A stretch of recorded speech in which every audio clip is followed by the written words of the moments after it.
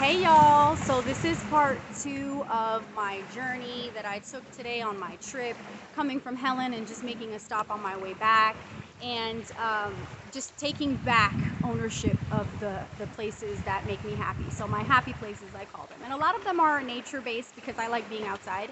And you can't see it because the angle was off and the lighting was terrible, but you can probably hear it in the background. So in front of me is Lake Lanier, or at least one part of Lake Lanier, because it covers several different counties.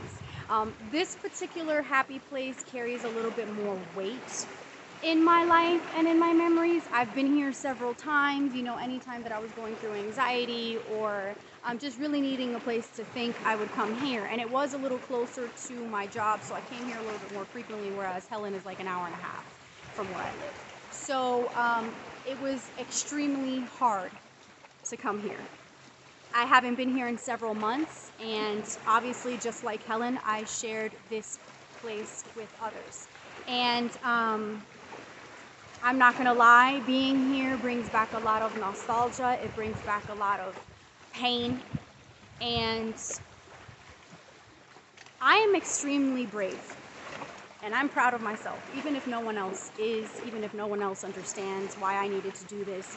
Of course, I had an immense amount of support from my network of people, my therapist and my support group, as I mentioned before. They were extremely on board, but I don't really, other than them, I don't really have a support system. And so I am proud of myself for doing this. And I'm courageous and I am brave. Because it was difficult coming out here and being here. But there was one more rock that I did not leave at Helen, and I felt like this place was a little bit more appropriate to leave it. And so there's that. It will stay here, and it will be thrown into the lake and left behind forever. And I'm okay with that. And I've made peace and the necessary peace that I needed to make with that. But I felt like going to these trips, taking the trip to Helen and then coming here, these were necessary parts of the journey towards recovery and towards healing. And the reason why I wanted to put these things out there is because, a lot of things seem unorthodox to other people when you are trying to find your peace, when you're trying to find your inner healing.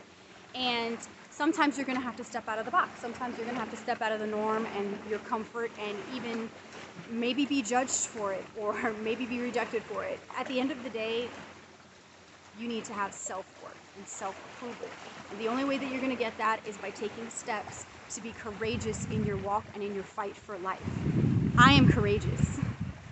You are courageous. Even if no one sees that, even if nobody understands that or believes that, you can believe that for yourself.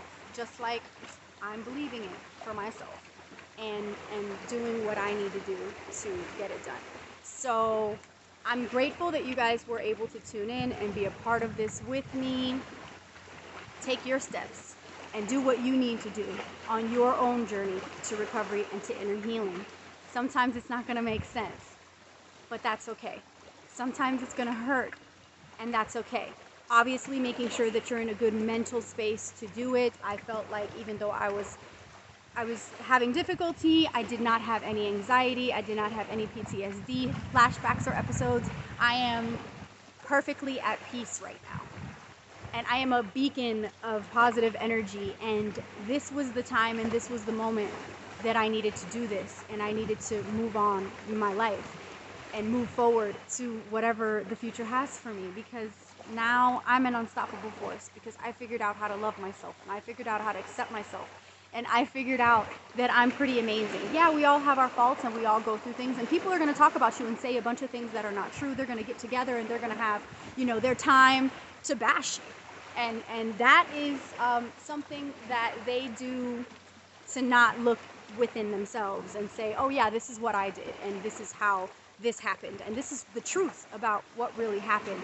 And I am extremely grateful to be a part of your journey, and I am extremely grateful that you get to be a part of my journey in healing and discovering that inner peace. And it's all about the inner peace. Like, we're going to be talking about that a lot throughout the series of the Confessions of the BHT Mansion. And so, super excited, can't wait to continue to unravel things little by little here and there. And I hope that you guys will continue to join me on that journey. Bye!